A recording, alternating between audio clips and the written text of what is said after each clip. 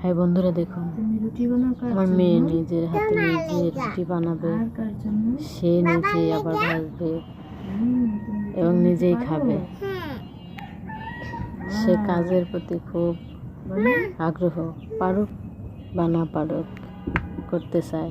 ওর জন্য সবাই দোয়া করবেন, ও যেন নিজের কাজ নিজে করতে পারে। এই দেখুন, সে 4টা রুটি বানাইছে, এখন ভাজবে, ভাজবে, ডিজাইন করে বানাবে আবার।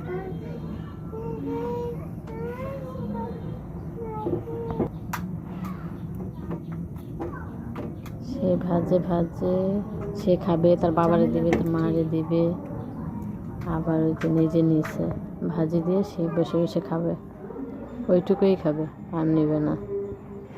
সে যতটুকু বানাইছে ততটুকুই খাবে।